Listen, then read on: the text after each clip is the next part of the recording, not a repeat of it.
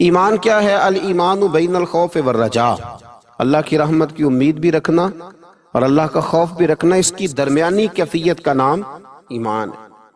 اللہ سے ڈرتا بھی رہے، احساس بھی پیدا کرے کہ کہیں میرا مالک ناراض نہ ہو جائے، لیکن نا امید نہ ہو۔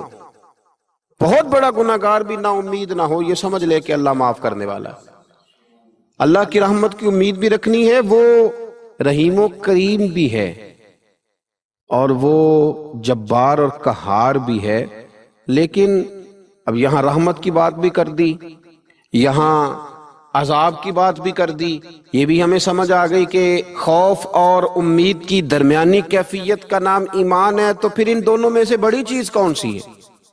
تو میرے رسول کریم صلی اللہ علیہ وسلم نے ارشاد فرمایا، یہ بخاری مسلم میں حدیث ہے، حضرت ابو ہریرہ سے روایت ہے، قال رسول اللہ صلی اللہ علیہ وسلم کہ رسول اللہ صلی اللہ علیہ وسلم نے فرمایا، لما قضى اللہ الخلق کاتبا کتابا فہو عندہ فوق عرشہ۔ حضور صلی اللہ علیہ وسلم فرماتے ہیں، اللہ تعالیٰ نے جب مخلوق کو پیدا فرمانے کا فیصلہ کیا تو ایک تحریر لکھی تھی، ایک تحریر لکھی جو رب کے پاس عرش کے اوپر موجود ہے۔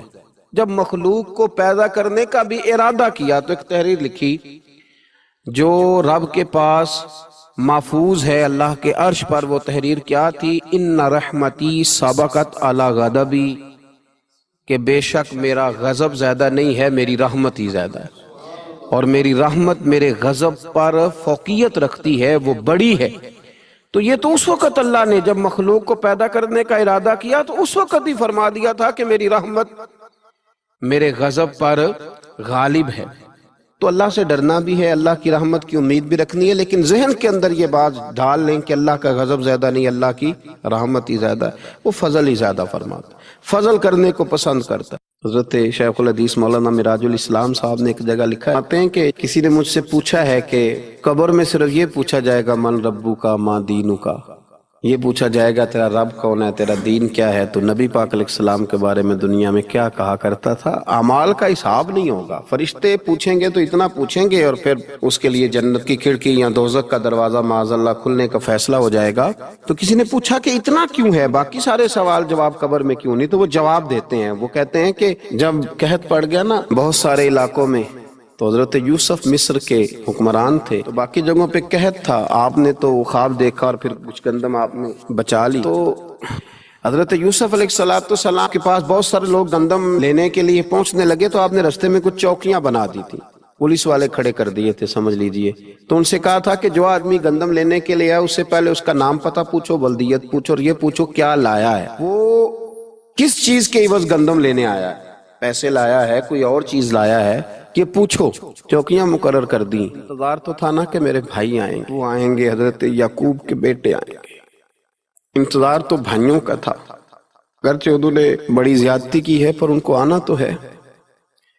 تو فرمانے لگے کہ سارے لوگ آئیں تو ان سے پوچھنا کہ وہ کہاں سے آئے ہیں، وہ کون ہیں اور کیا لائے ہیں، یہ بھی پوچھنا۔ لیکن فرمایا جب کنعان کے لوگ آئے نا تو بس اتنا پوچھ لینا وہ کون ہے، یہ نہ پوچھنا کیا لے کے آئے۔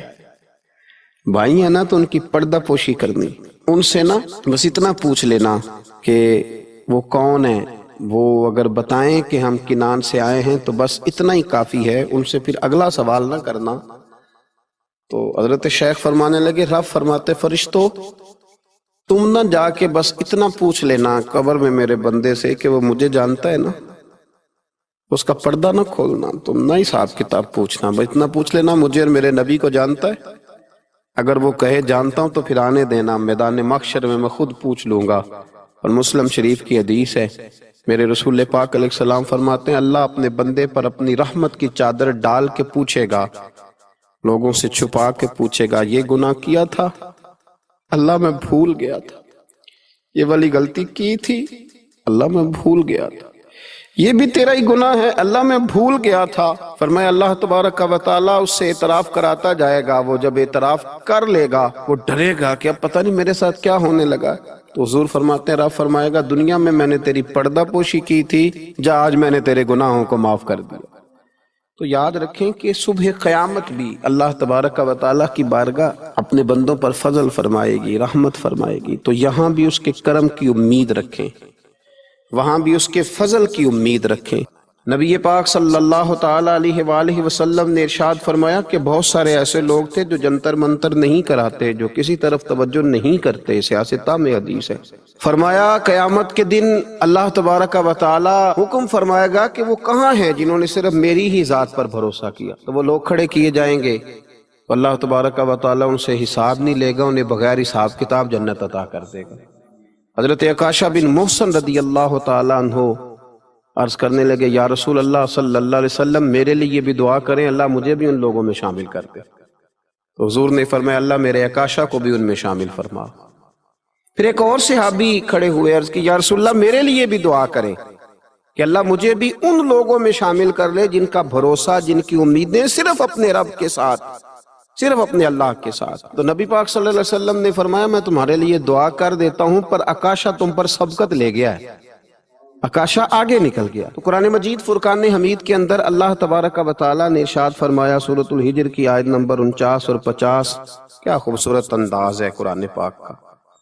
اور کچھ آیات اور کچھ حدیث ایسی ہیں تو انسان پر وجد طاری کر دیتی ہیں، جو اسے جھومنے پر مجبور کر دیتی ہیں، جو یوں محسوس ہوتا ہے کہ جیسے ایک ایسی قوت پیدا کر دیتی ہیں انسان کے وجود کے اندر کہ وہ محسوس کرتا ہے کہ آج ہی تازہ ہو گیا ہوں، آج کھل گیا ہوں۔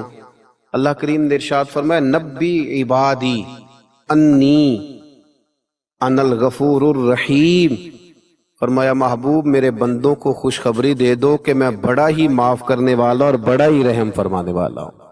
نبی عبادی، محبوب میرے بندوں کو خبر دے دو، محبوب پیغام دے دو انہیں کہہ دو کہ میں بڑا ہی معاف کرنے والا ہوں، اور میرا عذاب بھی دردناک عذاب ہے۔ پہلے ذکر کیا رحمت کا، پہلے بات کی رحمت کی، پھر فرمایا کہ میرا عذاب بھی دردناک۔